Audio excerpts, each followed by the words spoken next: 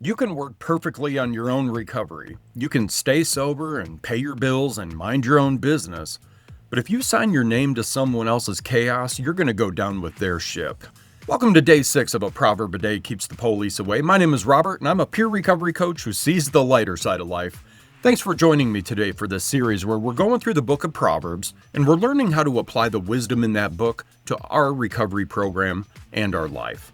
Today in chapter 6, Solomon gives us a masterclass in boundaries.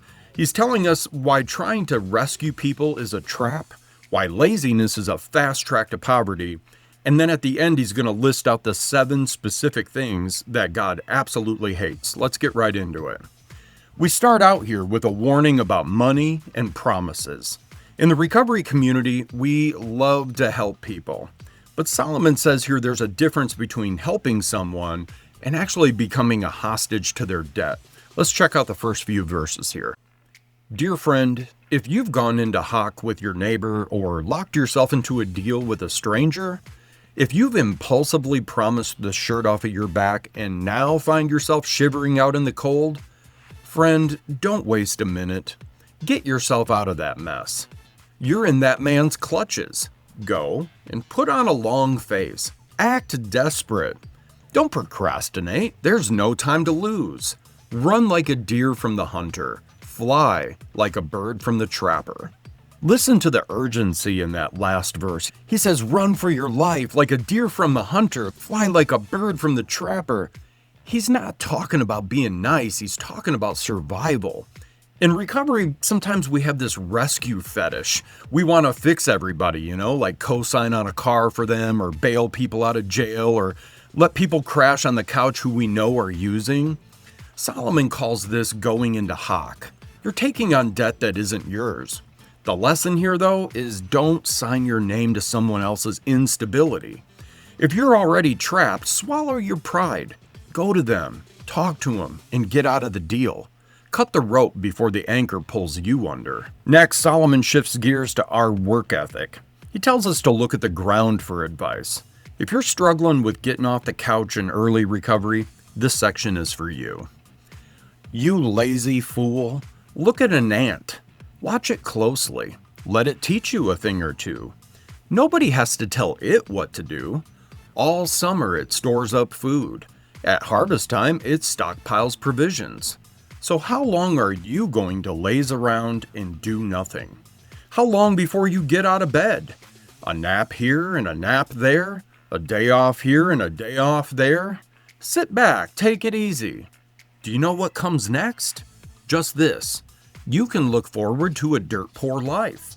Poverty, your permanent house guest. Friends, this is one of the most famous word pictures in the Bible, the ant. The message here says the ant has no overseer, no boss, no director. That is the key to mature recovery. When we were on paper or in rehab or in jail, we did the right thing because we had to. We had a boss. We had a PO.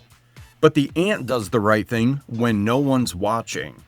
Solomon warns that if we just sleep all day and take shortcuts, poverty pounces on you like a bandit. If you're waiting for someone to force you to get a job or work the steps, you're already in trouble. Be the ant. Do the next right thing without needing an audience. Next, chapter 6 describes the kind of person that we need to avoid becoming, the riffraff, and then gives us a literal list of 7 things that God can't stand. Swindlers and scoundrels talk out of both sides of their mouth. They wink at each other, they shuffle their feet, they cross their fingers behind their backs. Their perverse minds are always cooking up something nasty, always stirring up trouble. Catastrophe is just around the corner for them, a total wreck. Their lives ruined beyond repair. Here are 6 things that God hates and one more that he loathes with a passion. Eyes that are arrogant, a tongue that lies, hands that murder the innocent, a heart that hatches evil plots, feet that race down a wicked track, a mouth that lies under oath, and a troublemaker in the family. The Message version here calls them riffraff and scoundrels. It says that they are constant liars who sow discord. That phrase, sowing discord, means creating drama where there shouldn't be any. We all know people who aren't happy unless they're stirring the pot. And then look at the list of what God hates. Number 1 on the list, arrogant eyes. That means ego. That means thinking that you're better than everyone else. Also on the list, hands that shed innocent blood. That's harming others for your gain. And a lying tongue? If you want to keep the police out of your life and you want to keep God on your side, check your ego, stop the drama, and tell the truth. Solomon ends the chapter here with one final reality check. This is for anybody who thinks that they're the exception to the rule. Anybody who thinks that, you can hang out in the barber shop and not get a haircut. Good friend, follow your father's good advice. Don't wander off from your mother's teachings. Wrap yourself in them from head to toe. Wear them like a scarf around your neck. Wherever you walk, they'll guide you. Whenever you rest, they'll guard you.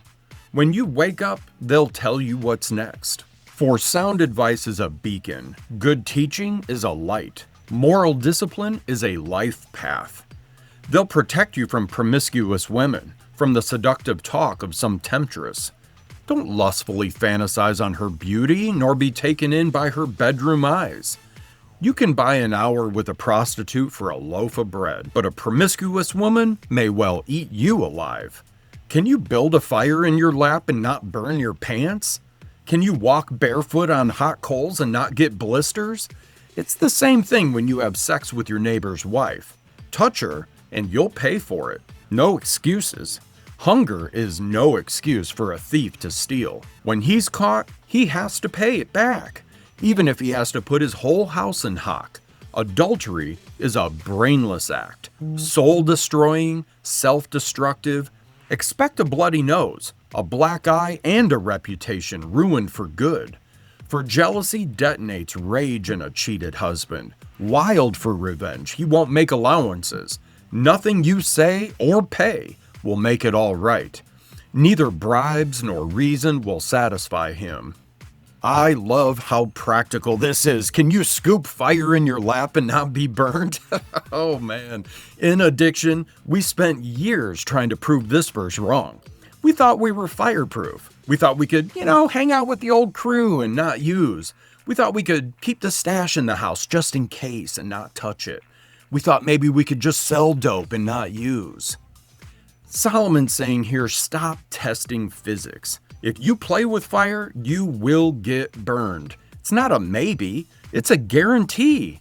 He calls it a brainless act. Recovery, though, is about respecting the fire enough to stay away from it. Don't carry matches if you don't want to start a fire. So the takeaways from this chapter to keep the police out of your life today are this. Number 1, don't co-sign chaos. If you're trapped in a bad deal, run like a deer from a hunter. Get out now. Number 2, be the ant. Don't wait for a boss or a PO to tell you to work. Do it because it needs to be done. And number 3, check your ego. God hates the arrogant eyes and the drama. Stay humble and keep the peace. And I'll see you tomorrow for day 7. We're going to be talking about the simpleton and how to avoid being easily fooled. Listen, a free way to support this podcast and show the platform that this is good content is to subscribe to the channel, comment your thoughts below, maybe drop a ant emoji if you're putting in the work today, and share this with a friend who might need a little encouragement in their life. And I'll see you tomorrow, friends. Stay sober, not boring.